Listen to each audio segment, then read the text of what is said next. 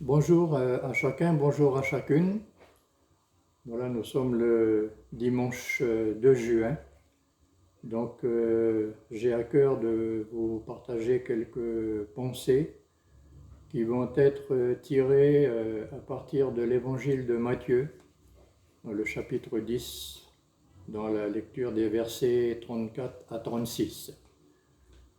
Bonjour à tous ceux qui vont être à l'écoute de ce partage.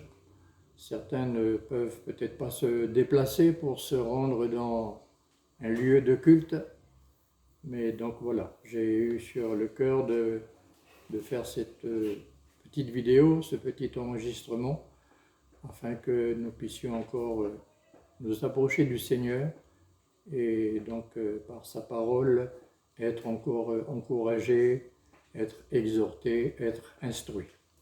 Mais avant de partager, donc, nous allons prier ensemble. Nous nous inclinons devant toi, Seigneur. Nous sommes dans ta présence parce que tu l'as déclaré toi-même que lorsque deux ou trois sont assemblés en mon nom, je suis au milieu d'eux. Donc peu importe le nombre que nous pouvons être, ce qui compte, c'est ta présence. Et nous croyons, Seigneur, que tu es là avec nous, comme tu le seras aussi avec tous ceux et celles et qui seront dans leurs maisons respectives, qui vont être à l'écoute de ce partage. Je te prie, Seigneur, d'étendre tes bonnes mains sur ton serviteur. Je te prie d'étendre tes bonnes mains également sur ceux qui vont être à l'écoute. Je te demande, Seigneur, de bénir ce temps et que ta parole ne retourne pas à toi sans effet. Merci, mon Dieu, dans le nom de Jésus, notre Seigneur et notre Sauveur. Amen. Voilà, comme je le vous disais en introduction, mon partage sera à partir de Matthieu, l'évangile de Matthieu au chapitre 10, les versets 34 à 36. Donc ce sont des paroles que le Seigneur Jésus lui-même a prononcées, des paroles que Jésus donc a déclarées, quand il va dire dans le verset 34, « Ne croyez pas que je sois venu apporter la paix sur la terre. Je ne suis pas venu apporter la paix, mais l'épée. » Le second verset, le verset 35, nous dit « Car je suis venu mettre la division entre l'homme et son père, entre la fille et sa mère, entre la belle-fille et sa belle-mère. » Et le verset 36 nous dit ceci « Et l'homme aura pour ennemi les gens de sa maison. » J'attire particulièrement votre attention ce matin sur le verset 34, où Jésus a dit « Ne croyez pas que je sois venu apporter la paix sur la terre.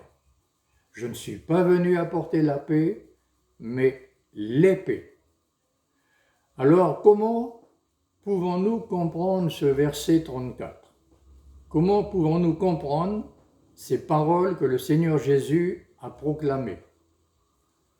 Par ces paroles de Jésus, on peut être un peu perdu dans nos lectures. Je m'adresse bien sûr à tous nos bien-aimés frères et sœurs en Christ, à l'Église corps de Christ, qui avons la parole, qui lisons la parole.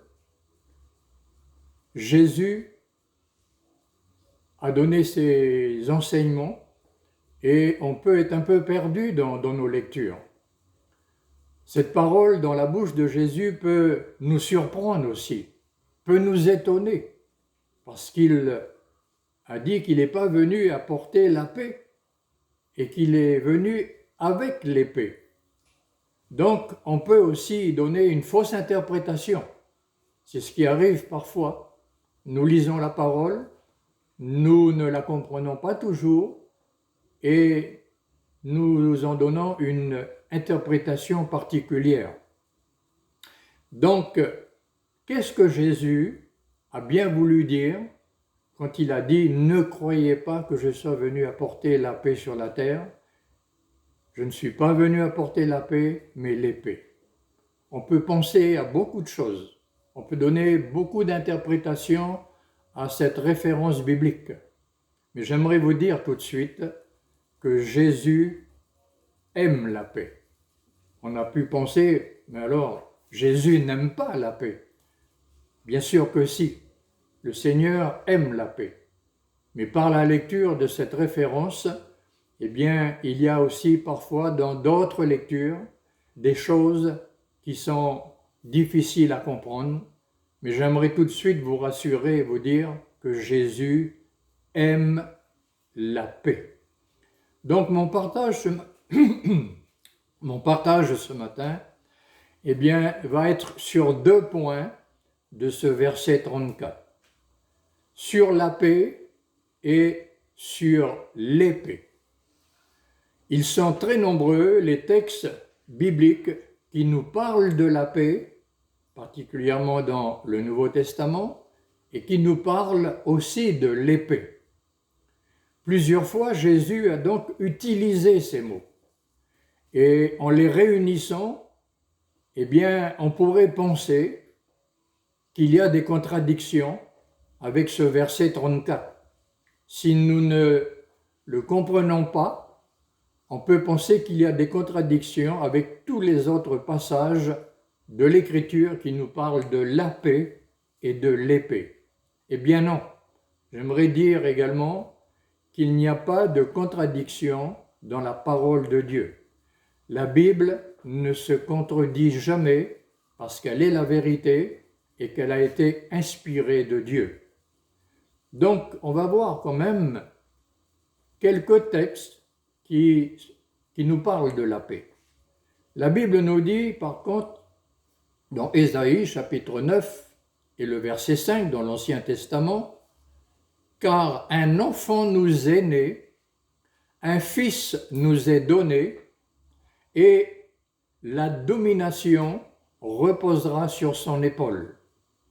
On l'appellera admirable, on l'appellera conseiller, on l'appellera Dieu puissant, on l'appellera Père éternel, mais on l'appellera aussi Prince de la paix. » Donc, ce texte qui a été donné bien des années avant que notre Seigneur naisse, on peut considérer entre 700 et 750 années avant la naissance de Jésus. Ce passage nous parle de notre Seigneur. Ce passage nous parle de Jésus. Un enfant nous est né. Et dans la déclaration de Ésaïe, eh bien, nous voyons l'appellation qui va être donnée à cet enfant. L'appellation qui est donnée à cet enfant, c'est admirable, c'est conseiller, c'est Dieu puissant, c'est Père éternel, mais c'est aussi Prince de la paix. Donc, Jésus, du temps de son vivant, pouvait avoir ces différentes appellations. Donc, si Jésus va être appelé Prince de la paix, eh bien, le Seigneur n'est pas contre la paix. Jésus n'est pas contre la paix parce qu'il est lui-même appelé Prince de la paix. Il est lui-même le Prince de la paix qui a construit donc le royaume de paix lorsqu'il a commencé son ministère et durant toutes les années que Jésus a exercé son ministère. La Bible nous dit qu'il appelle également les hommes à être des artisans de paix. Je prends un exemple dans l'évangile de Matthieu, au chapitre 5 et le verset 9. Voilà ce que Jésus va dire. « Heureux ceux qui procurent la paix, car ils seront appelés fils de Dieu. » Donc nous voyons que Jésus, eh bien, appelle, encourage à procurer la paix. Par ailleurs, dans un autre texte, dans l'évangile de Jean, chapitre 14 et le verset 27, Jésus va dire aussi « Je vous laisse la paix, je vous donne ma paix, ma paix. » Donc au départ, Ésaïe a prophétisé qu'il serait appelé le prince de la paix, et maintenant Jésus déclare lui-même en ce qui le concerne « Je vous donne ma paix. » Ma paix, que Jésus dit et donne, elle ne ressemble absolument en rien à celle que le monde donne. Si Jésus affirme qu'il nous donne la paix, alors comment peut-il dire d'un autre côté qu'il n'est pas venu apporter la paix? C'est pour ça que je disais en introduction, on peut même être troublé par la lecture d'un verset à un autre, puisqu'il a dit « Je ne suis pas venu apporter la paix, mais l'épée ». Et là maintenant, il affirme lui-même qu'il donne la paix. Vous voyez, on peut donner des interprétations parce qu'on n'a pas toujours compris ou on n'a pas été vraiment dans la profondeur de la pensée du Seigneur. Donc c'est important pour ne pas s'égarer, de ne pas donner une interprétation particulière à la parole de Dieu, parce que nous risquons de partir dans une dérive. L'apôtre Paul va dire également dans Éphésiens, au chapitre 6 et le verset 15, « Mettez pour chaussure à vos pieds le zèle que donne l'évangile de paix. » Paul, serviteur de Dieu, choisi par le Seigneur, prédicateur et apôtre, eh bien, nous parle de l'évangile de paix. L'évangile de Jésus-Christ ne pousse pas les hommes les uns contre les autres. Paul parle de l'évangile en l'appelant l'évangile de paix, ou encore, dans d'autres versions, la bonne nouvelle de la paix. S'il en est ainsi, comment Jésus peut-il déclarer qu'il n'est pas venu apporter la paix? Vous voyez, en faisant des comparaisons de notre texte d'introduction et de ces passages maintenant, eh bien, on peut s'égarer, on peut donner des interprétations particulières et ne rien comprendre à ce que le Seigneur Jésus nous a donné. Eh bien, j'aimerais dire qu'il est venu, le Seigneur, annoncer l'évangile à un monde qui était perdu. Et cet évangile, c'est l'évangile de paix. C'est ce que déclare l'apôtre Paul. L'évangile de paix, le zèle que donne l'évangile de paix. Donc nous devons rester sur cette parole de ce que Jésus est le prince de paix, qu'il a encouragé à la paix, et que Paul nous déclare que l'évangile, c'est un évangile de paix. Ce n'est pas un évangile de guerre, ce n'est pas un évangile de colère, de méchanceté. L'évangile de Jésus-Christ est un évangile de paix. En d'autres mots, le Seigneur Jésus n'est pas venu pour réformer la structure sociale de ce monde. Certains ont pensé à l'époque de notre Seigneur que la venue de Jésus allait être pour réformer la structure sociale du monde de l'époque et que leur vie allait être plus facile, que leur vie allait changer, que les difficultés, que l'opposition même qu'il y avait entre les hommes, bien allaient changer parce qu'on a pensé que Jésus, annoncé par Ésaïe ces nombreuses années avant, concernant le prince de paix, quand il allait venir, eh bien tout allait changer et que tout allait être facile. Eh bien non, il n'est pas venu apporter une paix sociale à un monde qui vit dans le péché. C'est pas cette paix-là que le Seigneur est venu apporter. Et c'est l'interprétation malheureusement que beaucoup d'hommes se donnent, que Jésus est venu apporter la paix et que tout va changer, que tout va basculer et que tout sera comme sur un tapis de rose. Non, Jésus n'est pas venu apporter la paix sociale dans ce monde, il est venu apporter l'évangile de paix à ceux qui vivent dans le péché. Il n'est pas venu apporter la paix entre les nations. Ce n'est pas son problème, ce n'était pas son problème, ce n'était pas son gouvernement, parce qu'il a dit lui-même « Je ne suis pas de ce monde ». je ne suis pas de ce monde. Donc Jésus n'est pas venu pour apporter la paix, pour régler les problèmes de ce monde. L'évangile, j'aimerais le dire, l'évangile n'est pas un outil éducatif. Il y a beaucoup de livres éducatifs pour la vie de ce monde. Eh bien non, l'évangile n'est pas un outil éducatif dont on se sert dans l'espoir que tout va changer, que ça va changer les hommes. Jésus ne peut pas apporter la paix dans ce monde tel qu'il existe actuellement, un monde qui vit dans le péché. Jésus apporte la paix à qui alors? Eh bien Jésus, il apporte la paix à ceux qui reconnaissent d'abord leur péché et qui viennent et qui vont vers Dieu pour demander le pardon. Lorsque nous lisons l'évangile de Luc au chapitre 2 et le verset 14, il est écrit « Gloire à Dieu dans les lieux très hauts », et ça c'est au moment de la naissance de notre Seigneur, « Gloire à Dieu dans les lieux très hauts et paix sur la terre parmi les hommes qu'il agrée ». Nous devons nous arrêter sur les mots. Parfois nous lisons trop rapidement les Écritures sans nous arrêter vraiment sur la signification des mots qui sont d'une profondeur et qui nous amènent à une meilleure compréhension des Écritures et ne pas donner aussi une interprétation.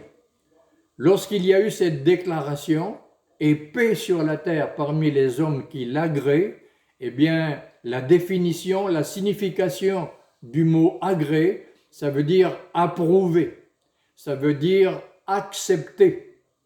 Donc ce n'est pas au monde en général que Jésus promet d'apporter la paix. Il est venu établir la paix entre Dieu et les hommes, à ceux qui, en Christ, ont confessé leurs péchés et ont obtenu le pardon divin. Voilà ceux qui l'agréent. Voilà ceux qui sont acceptés par Dieu. Et ce n'est pas les hommes en général dans ce monde.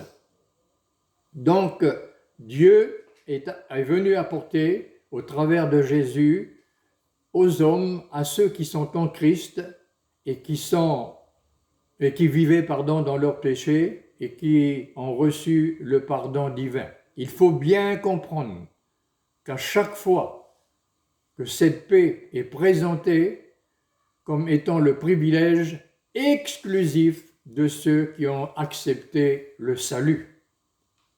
La paix que Jésus promet aujourd'hui n'est pas la paix entre les nations, mais c'est la paix intérieure qui habite ceux qui mettent en lui leur confiance pour le suivre. Voilà la paix que le Seigneur est venu apporter. Jésus n'est pas venu apporter la paix entre les nations et les gouvernements. Non, je le répète, son royaume n'est pas de ce monde. Il y a la paix dans le langage des hommes sur la terre. Nos politiciens, nos présidents des nations parlent beaucoup de la paix lorsqu'il y a des conflits, lorsqu'il y a des problèmes, lorsqu'il y a des difficultés. On parle beaucoup de la paix. Donc il y a le langage des hommes sur la terre, mais il y a aussi la paix de Dieu, le langage spirituel. Et puisque la plupart des hommes rejettent l'Évangile, eh bien, la paix que propose Jésus lors de sa première venue ne peut pas être un évangile universel. Donc, c'était un petit éclaircissement que je voulais faire sur cette lecture d'introduction dans ce verset 34, sur le mot « paix » pour que nous puissions comprendre ce que Jésus a voulu dire dans ce texte. Je vais maintenant partager sur le mot « épée ». La première épée, celle que Jésus est venu apporter. Matthieu chapitre 10 et le verset 34.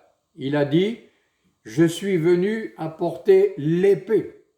Et là aussi, en lisant la parole, en restant seulement sur le mot épée, parfois il y a des interprétations et des mauvaises interprétations. Et quand Jésus a dit « je suis venu apporter l'épée », il ne parlait pas de l'arme qui tue, il ne parlait pas de l'arme qui détruit, car en lisant l'Écriture, on peut avoir cette interprétation tout de suite dans notre esprit. Quand Jésus a dit « il est venu apporter l'épée », ce n'était pas une épée de destruction. L'apôtre Paul nous dira dans Éphésiens chapitre 6 et le verset 17, « Prenez aussi le casque du salut et l'épée de l'Esprit qui est la parole de Dieu. » Voilà donc l'épée que le Seigneur est venu apporter. Quand il va dire « je suis venu apporter l'épée », pas l'épée des hommes, mais l'épée du royaume de Dieu. L'épée de l'Esprit qui est la parole de Dieu.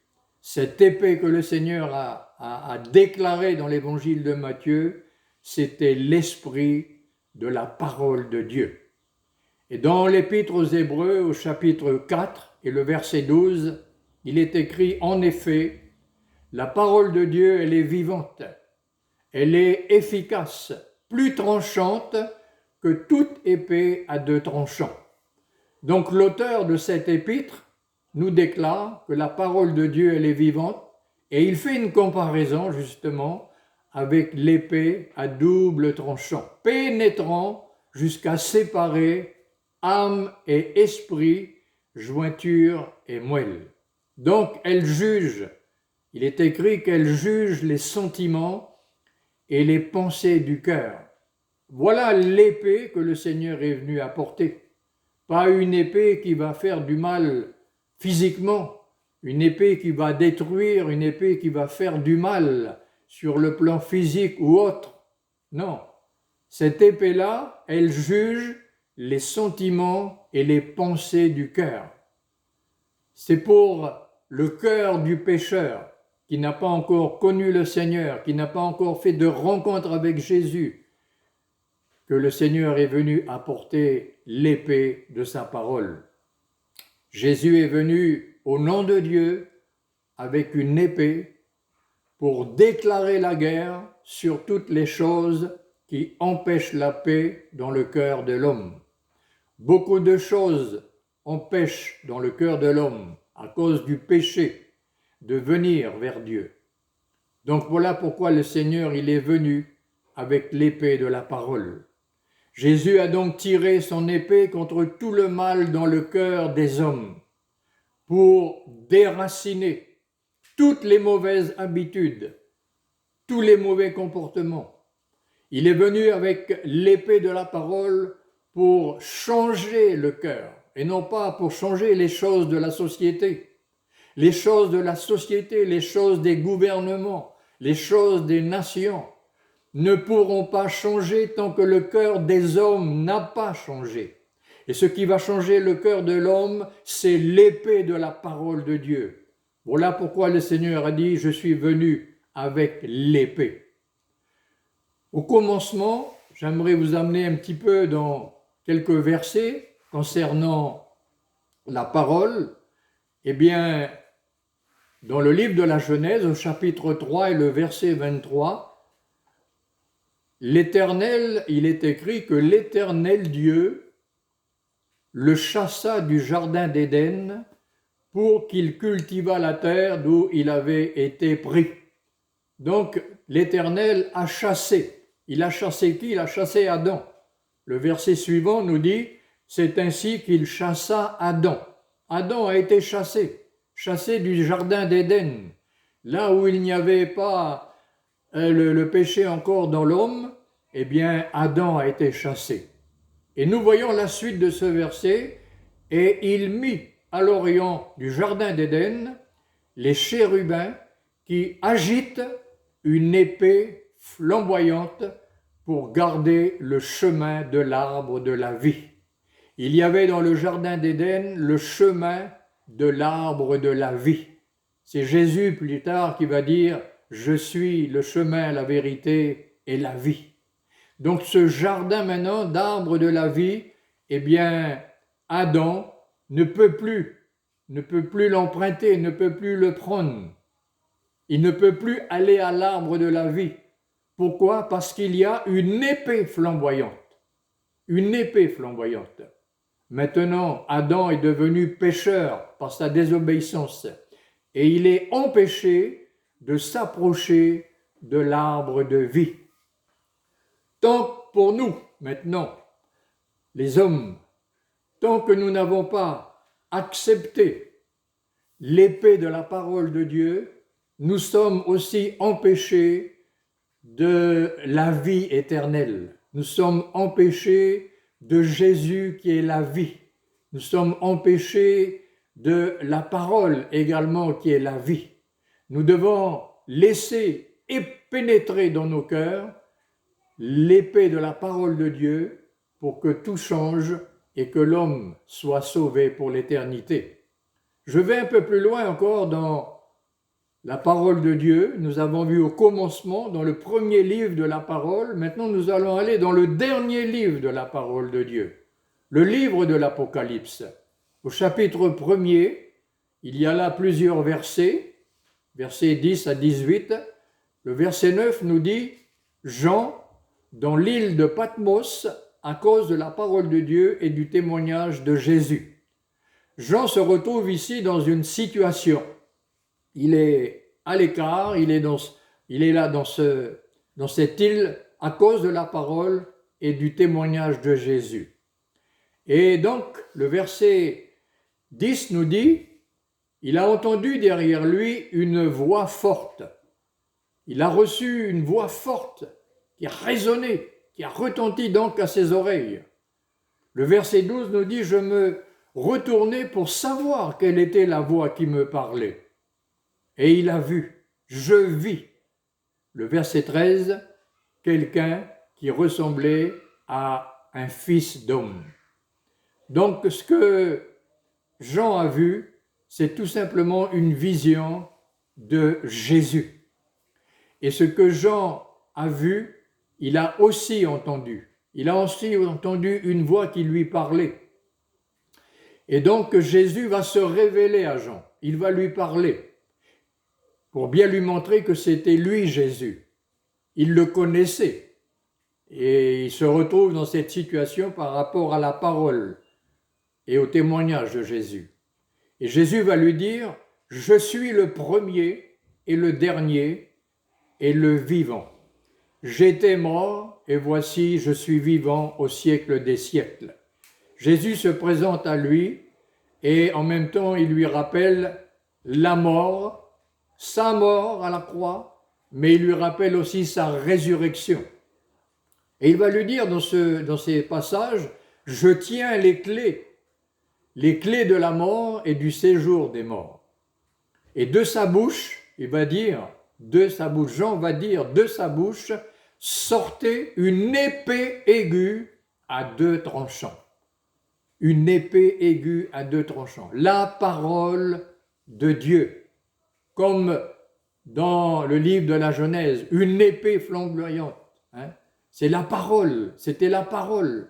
Donc Adam ne pouvait pas là continuer à bénéficier de la parole, de cette liberté qu'il avait lorsqu'il a été créé. Il ne pouvait pas. Il y avait cette épée qui l'empêchait à cause du péché. Et là, eh bien, le Seigneur s'est révélé donc à Jean en disant, de sa bouche sortait une épée aiguë à deux tranchants. Cette épée était la parole de Dieu. Pourquoi de sa bouche? Parce que la parole de Dieu, cette épée, elle sort de la bouche du Seigneur. Elle sort de la bouche de Dieu. Parce que c'est de la bouche que sort le message de l'Écriture, le message du salut. Et dans le verset 15, de sa bouche sortait une épée aiguë pour frapper les nations, c'est-à-dire pour rapporter le message aux nations. Ce n'est pas une épée comme nous la voyons dans la main d'un homme. Non, non, non. c'est le message de l'évangile, le message de la paix qui va frapper, qui va parler aux nations, parce que Dieu veut que tous les hommes soient sauvés. Cette épée, elle était au commencement dans le livre de la Genèse au chapitre 3. Cette épée, nous la retrouvons maintenant dans le dernier livre de la Bible, Apocalypse, verset 1, chapitre 1er, et le chapitre 19. Cette épée, elle n'était et elle n'est pas matérielle. C'est l'épée de la parole de Dieu. Donc je pense que nous pouvons mieux comprendre maintenant ce que Jésus a dit en introduction. Peut-être qu'un jour, vous avez lu ou relu, ça vous a peut-être troublé, vous avez peut-être dit « Ah, je n'y comprends rien, un jour je comprendrai ». Eh bien, j'espère qu'au travers de ce partage de l'épée et de la paix, eh bien, maintenant, on peut mieux cerner et comprendre la pensée de notre Seigneur. Mais il y a maintenant une autre épée. La deuxième épée que je vais partager, c'est l'épée de la chair. Donc, dans la parole de Dieu, il y a l'épée de la chair et il y a l'épée spirituelle, l'épée de la parole, l'épée du Seigneur. L'épée de la chair, nous la trouvons dans l'évangile de Matthieu au chapitre 26 et le verset 51. Et voici un de ceux qui étaient avec Jésus étendit la main et tira son épée. Il frappa le serviteur du souverain sacrificateur et lui emporta l'oreille. Amen. Voilà l'épée de la chair. Jésus a terminé son ministère. Le temps est venu maintenant où il va être arrêté pour être condamné, pour être crucifié. Et il est en compagnie, bien sûr, de ses disciples. Et l'apôtre Pierre, eh bien, il a son épée. Et cette épée qu'il a avec lui, ce n'est pas l'épée de la parole, c'est l'épée de la chair. Et devant la difficulté, devant l'attitude de ceux qui sont venus, la foule qui était là, qui était armée avec des bâtons, armée avec des épées, devant cette foule, devant cette méchanceté de venir arrêter le Seigneur, eh bien là, Pierre va utiliser l'épée de la chair. Et là, il a coupé, donc, il a frappé l'oreille du serviteur, du souverain sacrificateur, et il lui emporta l'oreille. Alors que va-t-il se passer avec cette épée de la chair? Eh bien Jésus, dans le verset 52, le verset suivant, Jésus va dire à Pierre, « Remets ton épée à sa place. Remets ton épée à sa place. Car tous ceux qui prendront l'épée périront par l'épée. » Donc nous voyons bien la différence entre l'épée de la parole et l'épée de la chair. Et ce que nous voyons par cette parole de Jésus à Pierre, eh bien nous voyons que Jésus n'accepte pas l'utilisation de cette épée de la chair. Il n'a pas laissé Pierre continuer à faire des dégâts. Là, il a coupé l'oreille. Il aurait pu lui couper la tête. Il aurait pu continuer à rentrer dans cette foule qui était venue avec des épées et des bâtons. Il aurait pu se battre avec eux. Lui, le disciple de Jésus-Christ. Eh bien non. Jésus lui a dit, remets ton épée à sa place. Remets ton épée à sa place, parce que ceux qui prendront l'épée périront par l'épée. Et c'est un enseignement que le Seigneur nous donne dans les difficultés de cette vie, dans les problèmes, dans tout ce qu'il peut y avoir. N'utilisons pas l'épée de la chair, l'épée de la chair. Notre épée à nous, c'est la parole de Dieu. Et voyez-vous, ce passage de l'Écriture que nous avons vu tout à l'heure, eh bien, peut avoir une interprétation particulière. Et un autre texte que je voudrais donner, qui malheureusement au cours de certaines générations, a eu une interprétation qui n'était pas la pensée de Dieu. Dans Luc chapitre 22 et le verset 36, il leur dit, maintenant au contraire, que celui qui a une bourse la prenne et que celui qui a un sac prenne également et que celui qui n'a point d'épée vende son vêtement et achète une épée. Voyez, quand on regarde, quand on lit la parole, on voit une pensée et on en voit une autre. Et ça nous amène dans la confusion parfois, ça nous amène à nous poser des questions, de par ce que Jésus a dit à Pierre, ramasse ton épée, parce que tu vas aussi mourir par l'épée. Et là, nous voyons qu'il va dire, il faut acheter une épée. Alors, qu'est-ce qu'il faut faire? Faut-il avoir une épée pour se défendre? Non. Jésus a dit à ses disciples de prendre une épée, mais il ne faut pas interpréter ce texte pour en faire un passage de l'Écriture pour se défendre avec des armes dans les difficultés. Et certains, malheureusement, ont interprété ce passage pour dire qu'il faut être armé pour se défendre. Il faut être armé pour régler les problèmes de la vie. Il faut être armé pour régler les injustices de la société. Voilà ce que certains ont pris comme passage pour avoir des attitudes de vengeance, de colère, de méchanceté.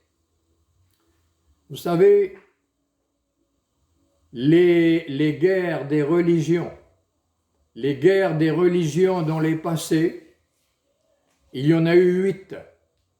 De 1562 à 1598, il y a eu 8 guerres de religion entre les catholiques et les protestants.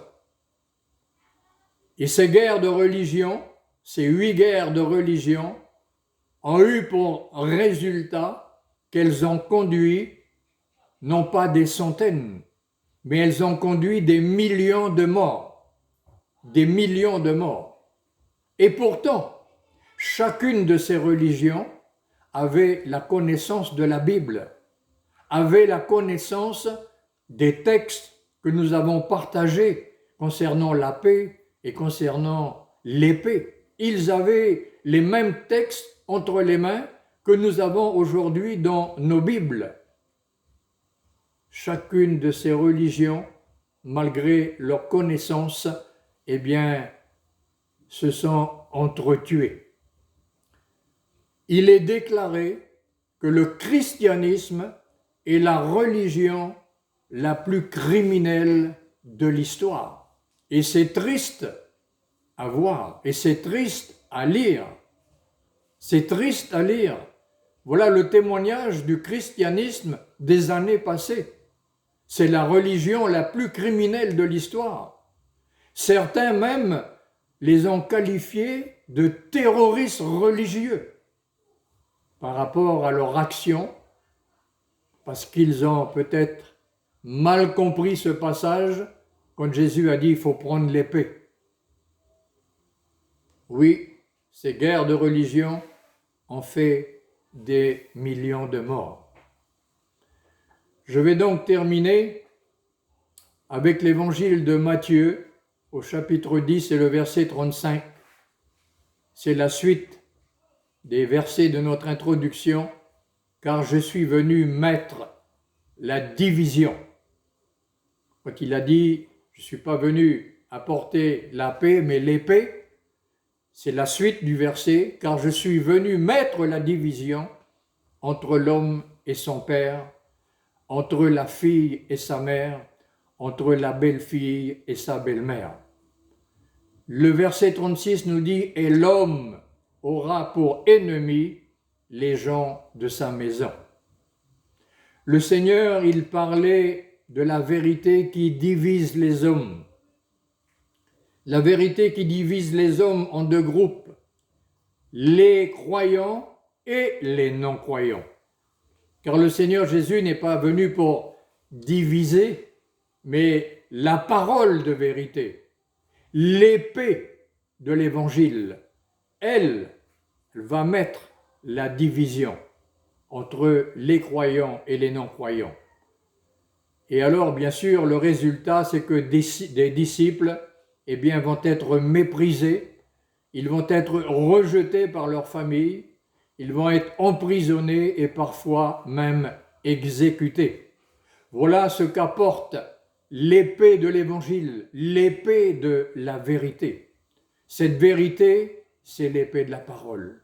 Cette vérité, c'est Jésus-Christ qui est la vérité. Christ savait d'avance que son enseignement n'apporterait pas la paix à tous les hommes.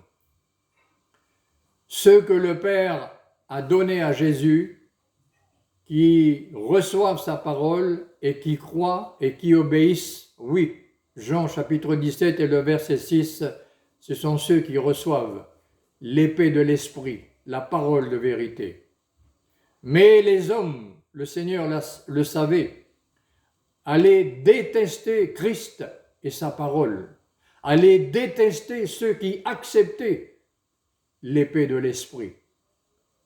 Il savait qu'il allait être haï et que les gens du monde allaient persécuter les hommes à cause de leur foi en Christ.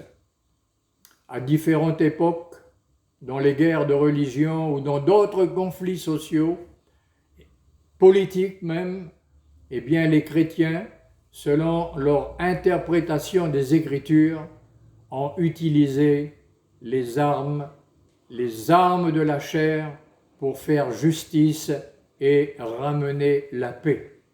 Jésus a bien fait comprendre à Pierre qu'il était dans un mauvais combat et qu'il risquait de mourir dans ce combat avec les armes de la chair. Donc voilà quelques paroles que je voulais laisser sur votre cœur pour bien comprendre ces textes d'introduction et que nous sachions être à la place que Dieu veut et utiliser les armes que Dieu veut. Qu'en est-il pour nous si nous souffrons d'une injustice, si nous souffrons dans une situation compliquée, si nous sommes, victimes de l'ingratitude, de la malveillance ou de l'incompréhension des autres à cause de l'épée de l'esprit de la parole, retenons ce que nous venons de partager ce matin. Avec quelle épée combattrons-nous? Notre âme, notre épée, c'est la parole de Dieu. Malgré tous les enseignements que Jésus, et je termine avec ces quelques mots, malgré que tous les enseignements que Jésus avait donnés durant 3 années à ses disciples, nous voyons que Pierre n'avait pas encore compris le message. Peut-être que pour certains, ça fait 1 an, 2 ans, 3 ans, 10 ans que tu as donné ton cœur et ta vie au Seigneur, que tu lis la parole. Mais quelle interprétation as-tu donnée à ce texte d'introduction que Jésus a donné? Quelle interprétation? Comment as-tu compris cette parole? Malgré toutes ces années, nous voyons que Pierre a sorti l'épée de la chair. Et pourtant, combien d'enseignements et de paroles Jésus avait semé et déposé dans le cœur des disciples et de Pierre. Il a utilisé la mauvaise épée et il était là dans un combat charnel contre des hommes. Voilà, bien-aimés, un petit éclaircissement sur ces paroles de Jésus, sur l'épée et sur la paix. Que le Seigneur vous bénisse, que le Seigneur nous bénisse tous et que cette parole ne retourne pas à Dieu sans effet et quelles que soient les situations qui vont se présenter, la colère, la méchanceté, la violence, que nous ne soyons pas comme Pierre qui a réagi charnellement et qui a utilisé les armes de la chair. Notre refuge est dans la parole de Dieu.